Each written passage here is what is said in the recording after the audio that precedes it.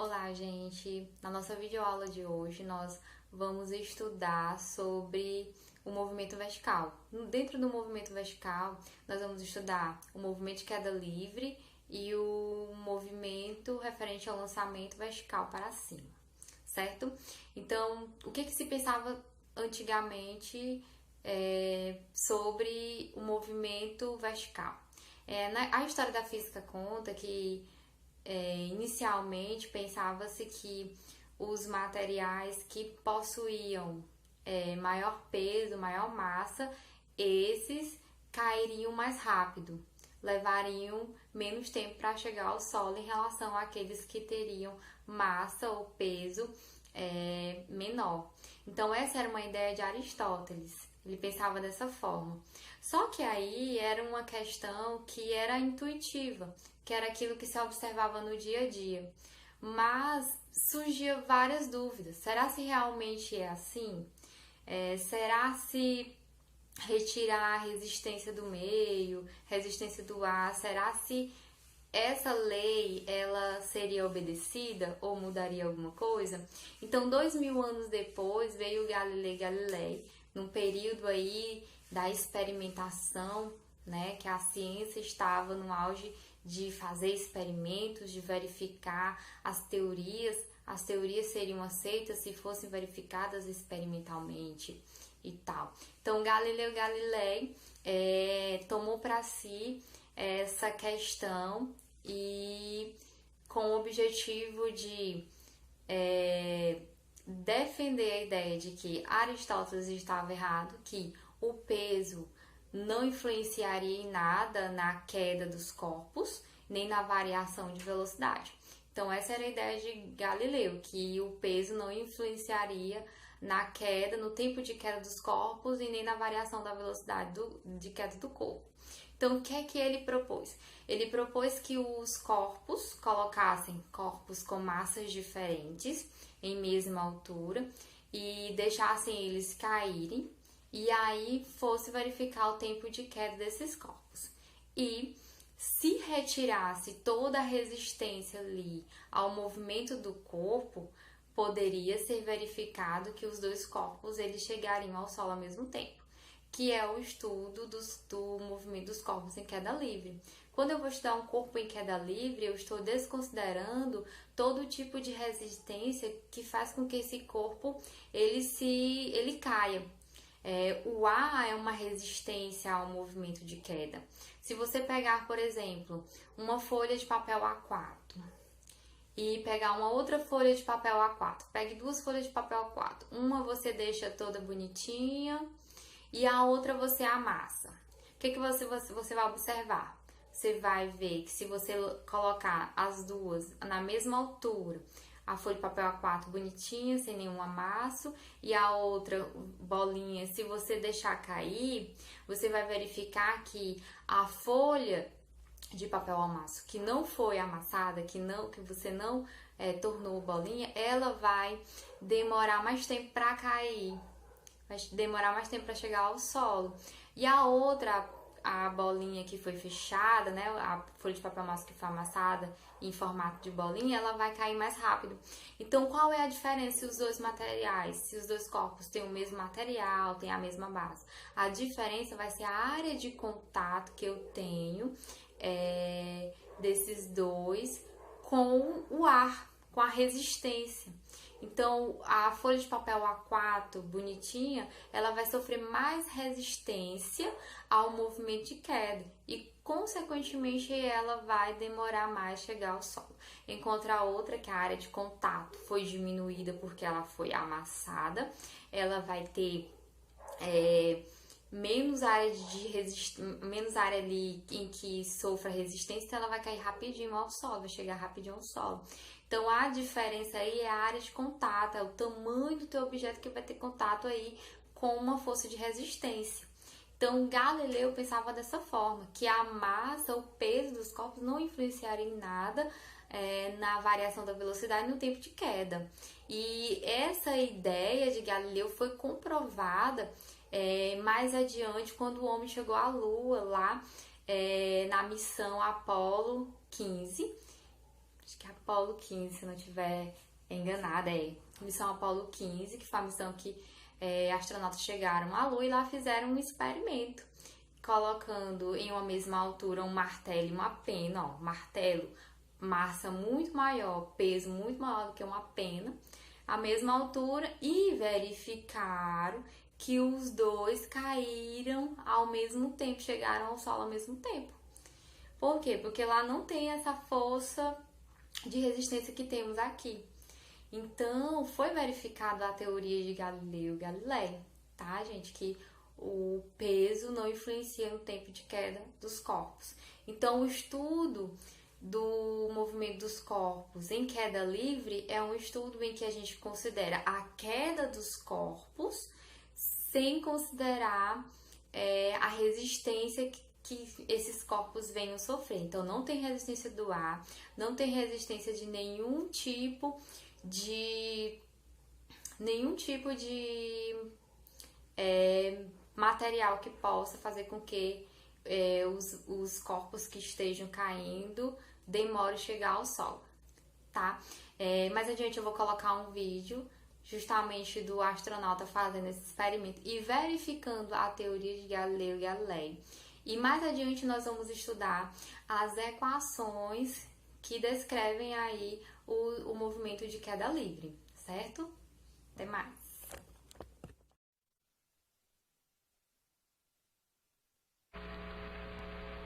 Well, in my left hand I have a feather. In my right hand a hammer. And I guess one of the reasons we got here today was because of a gentleman named Galileo a long time ago who made a rather significant discovery about falling objects in gravity fields.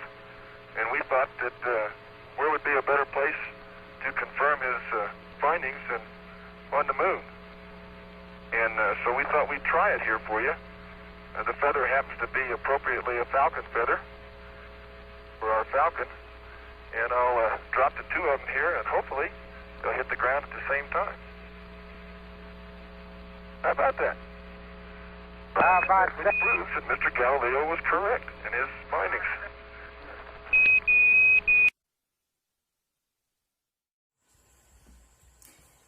Vamos lá. Estudo do movimento vertical. Queda livre, né? Como eu já tinha falado. Movimento em que desprezamos a resistência de qualquer força oposta à queda do corpo.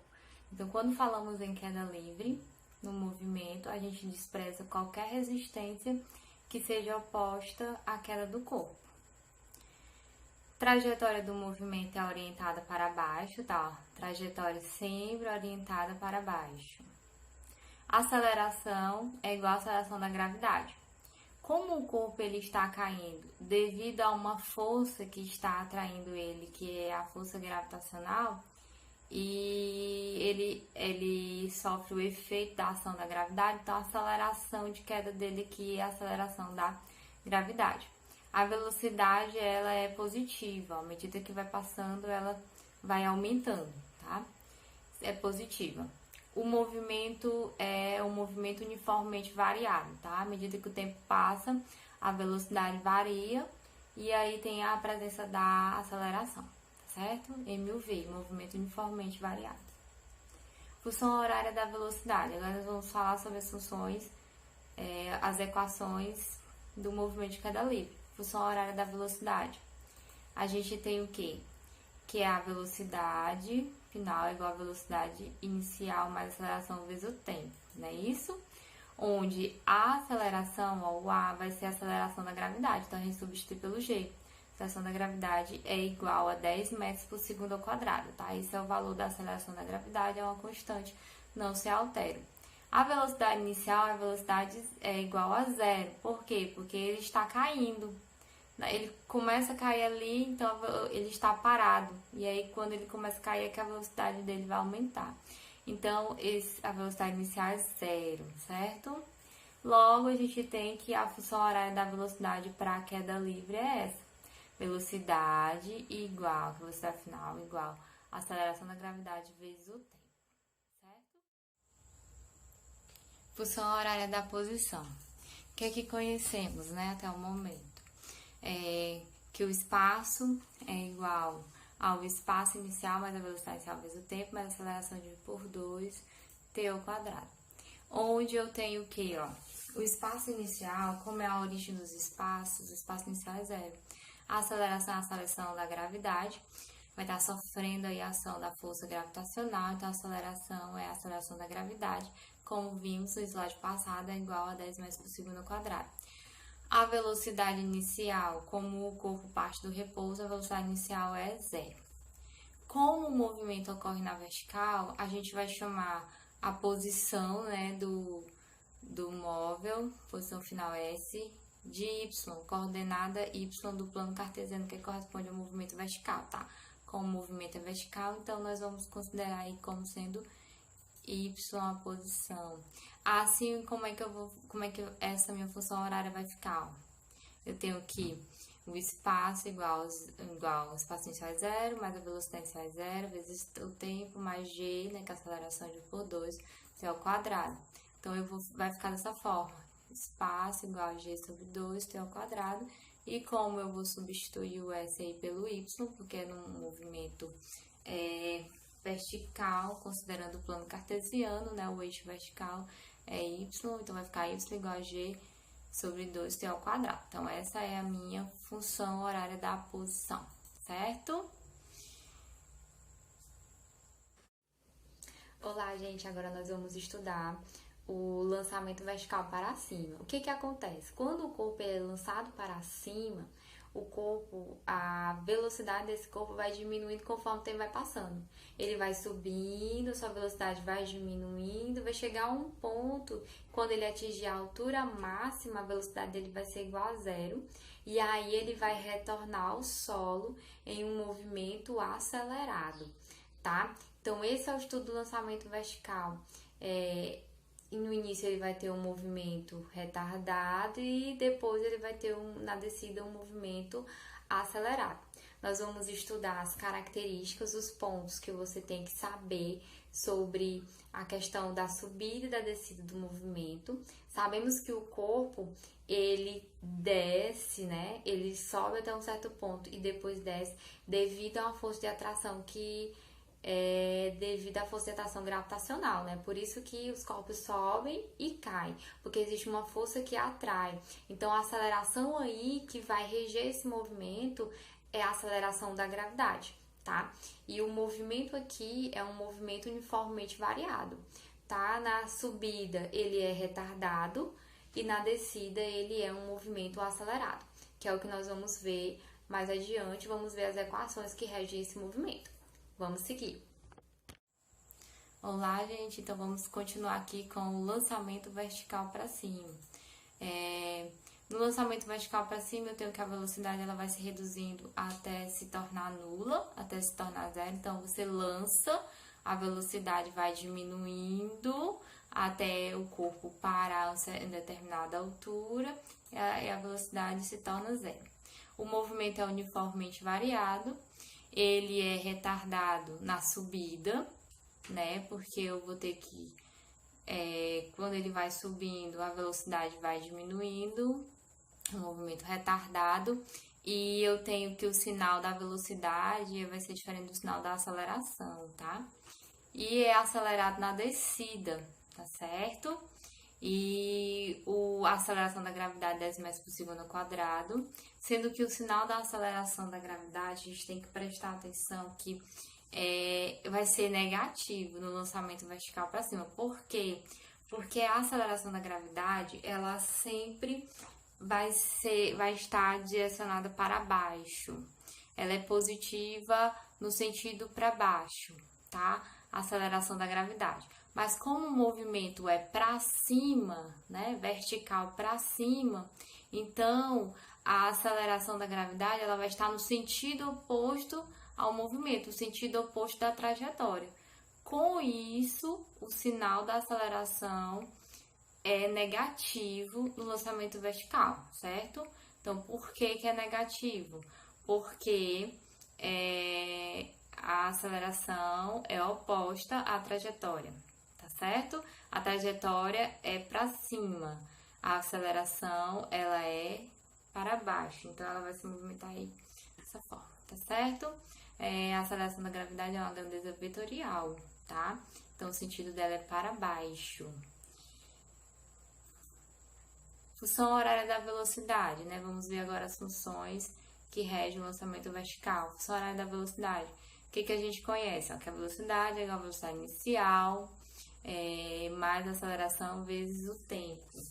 Onde a aceleração vai ser igual a menos g, a aceleração da gravidade é igual o módulo dela 10 metros por segundo quadrado, e o sinal dela aqui vai ser negativo, porque, como eu falei, a trajetória é para cima e a aceleração sempre vai ser voltada para baixo, tá? Porque quando o corpo tá caindo, né, ela não é atraído para baixo, então a aceleração é voltada para baixo. Então, eu tenho um sentido oposto aí à trajetória. Logo, a função horária da velocidade no lançamento vertical é o quê? Velocidade final igual a velocidade inicial menos a aceleração vezes o tempo, g vezes t, certo? Função horária da posição aqui no lançamento vertical para cima. A gente já conhece essa função horária aqui da posição, né? Espaço igual a espaço inicial mais a velocidade inicial vezes o tempo mais a aceleração dividido por 2t ao quadrado. Onde o espaço inicial aqui vai ser a altura inicial do lançamento. Então, o espaço inicial a gente substitui por h0 aqui, que representa a altura inicial do lançamento. A velocidade inicial fica lá, porque quando se lança, a velocidade inicial existe, né? Porque existiu uma alteração ao movimento do corpo, então vai ter uma velocidade inicial aí. A aceleração é igual a menos g, né? O menos, vocês já entenderam que é pelo fato de que a aceleração tem o sentido oposto à trajetória, e então vai ser menos g. E o espaço aqui, o s, vai ser substituído pelo y, tá? Que essa é a altura máxima do móvel e a coordenada y do plano cartesiano, que corresponde ao movimento vertical. Então, essa aqui é a altura máxima que o teu móvel alcança no movimento. Então, a velocidade final e a função horária da posição vai ser como? Y igual a y0 mais velocidade inicial vezes o tempo mais a sobre 2t ao quadrado. Então, vai ficar dessa forma.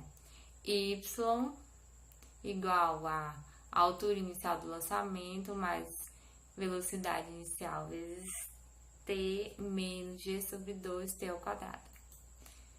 Equação de Torricelli. A equação de Torricelli é muito útil quando a gente tem alguma situação em que não fale do tempo, tá? Então, só dá a velocidade inicial, por exemplo, a aceleração e a variação de espaço do móvel, e aí você quer saber qual é a velocidade final dele. Então, não falou de tempo, então você tem como usar essa equaçãozinha aqui de Torricelli, tá? Que é velocidade ao quadrado igual a velocidade inicial ao quadrado, mais 2 vezes a aceleração vezes a variação de espaço.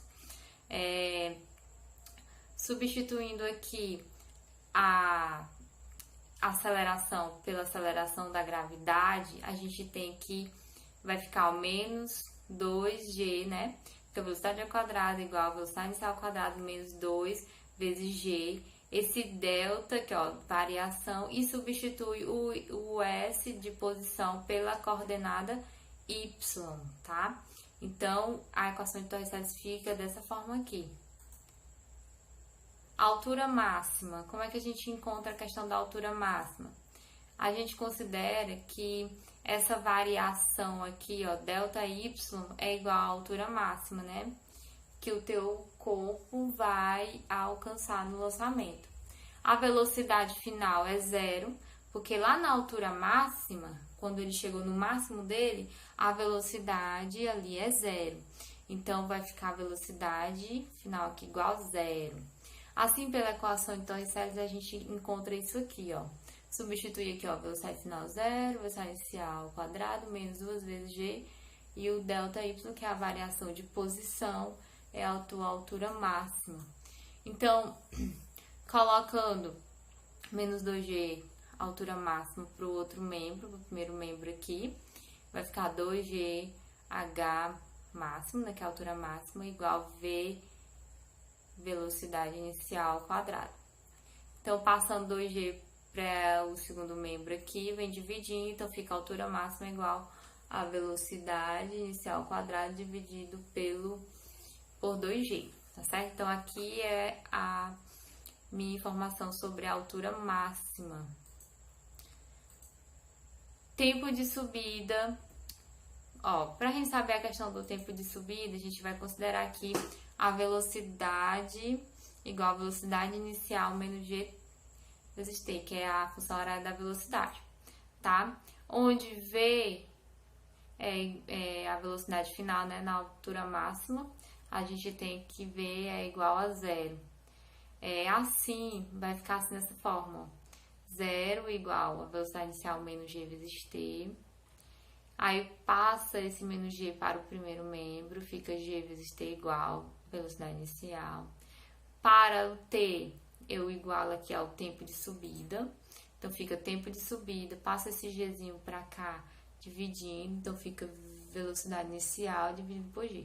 Então, o tempo de subida corresponde a esse valorzinho aqui, tá? Tempo de subida é a velocidade inicial dividido pela aceleração da gravidade. Observação. O tempo de subida é igual ao tempo de descida, é óbvio, né? O tempo que ele levou para subir é o mesmo tempo que ele leva para descer, certo? E o tempo total desse movimento aí é 2 vezes o tempo de subida. Então, é 2 vezes v inicial dividido pela aceleração da gravidade. Então, essas são as informações que vocês precisam saber para responder as questões sobre movimento vertical. Para você ser bem sucedido, aprenda as funções horárias para o movimento de queda livre, lançamento vertical, que aí você vai conseguir responder as questões. E também vejam questões resolvidas na internet, os exemplos do livro, para você conseguir fazer as questões com êxito, tá bom? Então, até mais. Até mais. Olá, gente. Vamos responder aqui a uma atividade do livro, página 46, questão 17, tá? Do livro 2 de vocês. Então, essa questão aqui fala assim, ó. Um jogador de vôlei treina seu fundamento de toque, que nada mais é do que lançar a bola verticalmente para cima. Nesse movimento, a bola sobe 5 metros em relação ao solo. Considerando que g é igual a 10 metros por segundo ao quadrado, determine. Letra A. Ele quer que você determine a velocidade inicial da bola. Então, ele quer saber quem é o V0, certo? Quem é o V0. Então, o que a questão está te dizendo? Ó? Que ele lança uma bola, né? Essa bola sobe aqui até atingir uma altura máxima. Ó. Nesse movimento, a bola sobe 5 metros em relação ao solo. Então, eu tenho aqui a altura máxima, tá? Que vai ser correspondente ao meu ΔY. Então, a minha altura máxima corresponde a 5 metros, certo? Que essa altura máxima aí é o ΔY. E ele dá mais o que de informação? E ele diz que a aceleração da gravidade é 10 metros por segundo ao quadrado. E ele quer saber quem é a velocidade inicial. Gente, observe o quê? Que ele quer saber a velocidade inicial, tu tem a altura máxima, tem a aceleração da gravidade. Tu tem o tempo? Não tem tempo aí. Então, você vai utilizar uma relação, uma função em que não tenha tempo e que tenha velocidade, que tenha aceleração e que tenha a variação de posição aí do teu móvel. Das 3 equações que nós conhecemos, ó, temos a equação, a função da horária da velocidade, temos a função horária da posição e temos a equação de Torricelli. Então, a única que não tem tempo aí tem velocidade é a equação de Torricelli. Então, você vai usar a de Torricelli. Então, fica V ao quadrado igual velocidade inicial ao quadrado menos 2 vezes a aceleração da gravidade vezes a variação aí de posição dele, ΔY, porque é no eixo Y aqui, tá? Nós estamos considerando aqui o eixo cartesiano, no caso, o eixo Y, tá? Ó, Y, X, certo? Então, É isso.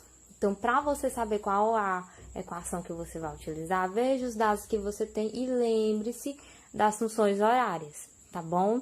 E aí dá tudo certo. Então, olha só. Quando ele chega aqui no máximo dele, ó, a 5 metros, a velocidade final dele aqui é quanto? É 0. Ele para, tá? Ele vai parar aqui, então a velocidade final dele aqui, ó, 0, igual. A velocidade inicial é o que você quer saber. 2 vezes aqui, a aceleração ele diz que é 10. E aqui a altura máxima dele é 5. Então, você resolve isso e você vai encontrar o valor para a tua velocidade inicial. Então, passando para cá, ó. Eu vou colocar tudo isso aqui em um outro membro, aí vai com o valor, se tá negativo, né, vai ficar positivo. Então, eu vou resolver logo, vai ficar 0 igual sin ao quadrado menos, resolvendo isso aqui, ó, 2 vezes 10 dá 20, 20 vezes 5 dá quanto? Dá 100. Então, vai ficar menos 100. Vou colocar cada um em um membro, então vai ficar assim, ó, velocidade inicial ao quadrado igual a 100, certo? Então, passando para cá, vou tirar a raiz de 100, raiz quadrada de 100 é quanto? Em matemática fica mais ou menos 10, né? Mas como aqui velocidade, nós estamos trabalhando com valores positivos. Então, é 10 metros por segundo. Essa é a minha velocidade inicial. Observe que é bem simples. Nada de complicação aí nessa alternativa A. A alternativa B, ele quer saber qual é o tempo de subida, tá? Nós vimos que o tempo de subida é a velocidade inicial dividido pela aceleração da gravidade. Ah, professora, mas para me decorar essas regrinhas, essas equações é muito difícil, são muitas. Então, busque pelo menos aprender as funções horárias da velocidade, da posição e a equação de Torricelli. Se você souber essas 3, você consegue desenvolver tudo. Então, ó, para saber o tempo de subida, quais são as informações que você tem até o momento? Você encontrou a velocidade inicial, que é... Você encontrou a velocidade inicial, que é 10 metros por segundo, não é isso? Você sabe também que lá na velocidade final dele, ó, velocidade máxima dele lá em cima é 0. Você sabe também que a aceleração aí é g igual a 10 metros por segundo ao quadrado, tá? Então, observe, você tem velocidade inicial, velocidade final, tem aceleração. Se você utilizar a função horária da velocidade, menos g vezes t, você encontra o tempo. Você tem v, tem velocidade final, velocidade inicial, tem aceleração e você encontra o tempo. Então, qual é o meu tempo aí? Então, substitui os valores, ó, 0 igual a velocidade inicial 10 menos 10, a aceleração da gravidade, vezes o tempo t, certo? Então, vai ficar, ó, passa pra cá, o primeiro membro, fica igual a 10. Passa 10 dividindo, vai ficar t igual 10 por 10, t vai ser igual a 1. Unidade segundo. Por que segundo? Ó, tá tudo metro por segundo ao quadrado, então a unidade vai ser segundo, ok? Olha como é fácil. Mas outra forma, né, que o que eu falei é observação. O tempo de subida é igual à velocidade inicial dividida pela aceleração da gravidade, certo? Então, olha só, o tempo de subida vai ser igual à velocidade inicial 10 e a aceleração da gravidade 10, que dá 1 segundo. Pode fazer também assim, mas se você souber as funções horárias, fica muito mais fácil, tá certo? É a letra C. Vamos aqui para a letra C. Ele quer que a gente determine a velocidade com que a bola retorna às mãos do jogador. Ou seja, eu quero saber a velocidade final aí da bolinha. Então, o que é que eu sei? A situação. A bolinha, ela subiu, atingiu a sua altura máxima e, no caso, ela retornou à posição inicial dela, tá? Então, o que é que eu tenho? Eu tenho a velocidade inicial, que eu encontrei, que é quanto? 10 metros por segundo, certo? eu tenho a aceleração de todo o movimento dela, 10 metros por segundo ao quadrado. Ok? Que mais que eu tenho? Eu também sei o tempo, né? Eu sei o tempo de subida. Foi quanto? 1 segundo. O tempo de descida é igual ao tempo de subida, mais 1 segundo. Então, o tempo total que ela levou para subir e para descer foi igual a 1 segundo mais 1 segundo. Então, o tempo total aí foi de 2 segundos. Então, observe que você tem velocidade inicial, aceleração da gravidade e tempo total aí no percurso. Então, você quer saber a velocidade final dela. Você vai utilizar a função horária da velocidade. Velocidade igual a velocidade inicial menos a aceleração vezes o tempo. Então, vê o que você quer encontrar. Velocidade inicial, 10 metros. Só 10, não precisa colocar a unidade. 10 menos 10 vezes t, que é 2. Então, aqui vai dar 10 menos 10 vezes 2 dá 20. Então, a velocidade vai ser menos 10 metros por segundo. Essa é a velocidade final dele, tá?